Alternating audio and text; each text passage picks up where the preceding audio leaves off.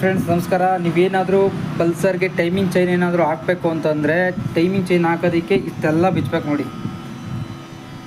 ನೋಡಿ ಕ್ಲಚ್ ಬಿಚ್ಚಬೇಕು ಮತ್ತು ಹೆಡ್ ಕ್ಯಾಪ್ನ ಬಿಚ್ಚಬೇಕು. ನೋಡಿ ಇದೊಂದು ಟೈಮಿಂಗ್ ಚೈನು. ಇದೊಂದು ಟೈಮಿಂಗ್ ಚೈನ್ ತುಂಬ ಸೌಂಡ್ ಬರ್ತಾಯಿತ್ತು. ಇದನ್ನು ಚೈನ್ ಮಾಡೋದಕ್ಕೆ ಇಷ್ಟೆಲ್ಲ ಬಿಚ್ಚಬೇಕು. ನೋಡಿ ಇಡೀ ಕ್ಲಚ್ ಬಿಚ್ಚಬೇಕು ಮತ್ತು ಹೆಡ್ ಕ್ಯಾಪ್ನ ಬಿಚ್ಚಬೇಕು. ನೋಡಿ ಇಷ್ಟು ಐಟಮ್ ಎಲ್ಲ ಬಿಚ್ಚಬೇಕು. ನೋಡಿ ಟೈಮಿಂಗ್ ಚೈನ್ ಏನೋ 250, 300, 400 ರೂಪಾಯಿ ಇರಬೇಕು ಟೈಮಿಂಗ್ ಚೈನ್ ಇದು. ಇದನ್ನು ಬಿಚ್ಚೋದಕ್ಕೆ ಪ್ಯಾಕಿಂಗು, ಆಯಲ್ಲು ಮತ್ತು ಮೇಲ್ಗಡೆ ಗಮ್ಮು ಮತ್ತು ಇದೊಂದು ಟೆನ್ಷನರು, ಓಕೆ, ಮತ್ತು ಇದೊಂದು ರಬ್ಬರು. ನೋಡಿ ಅದು ಕ್ಲಚ್ದಂತ ಅದಕ್ಕೆ ಅಂತ ಬಿಚ್ಚಿದೆ. ಬಟ್ ನೋಡಿ ಕ್ಲಚ್ದು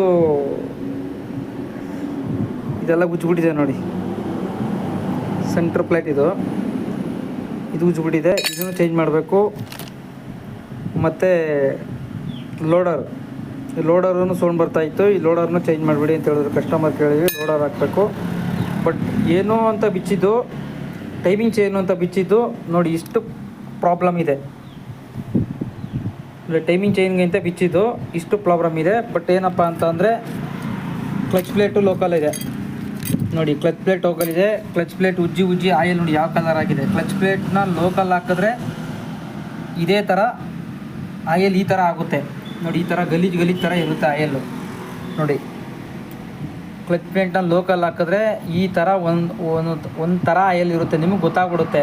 ರೆಗ್ಯುಲರಾಗಿ ಆಯಿಲ್ ಚೇಂಜ್ ಮಾಡ್ತಾ ಇರ್ತೀರ, ಅವ್ರಿಗೆ ಗೊತ್ತಿರುತ್ತೆ. ಬಟ್ ಲೋಕಲ್ ಕ್ಲಚ್ ಪ್ಲೇಟ್ನ ಹಾಕಿದ್ರೇ ಈ ಥರ ಆಗೋದು. ನೋಡಿ ಇದನ್ನು ಬಿಚ್ಚಿದ ಮೇಲೆ ಲೋಕಲ್ ಕ್ಲಚ್ ಪ್ಲೇಟ್ ಹಾಕಿದ್ದಾರೆ.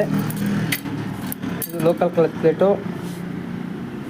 ಕಸ್ಟಮರ್ ಕೇಳಿದೆ ಚೇಂಜ್ ಮಾಡಿಬಿಡಿ ಅಂತ ಹೇಳಿದ್ದಾರೆ.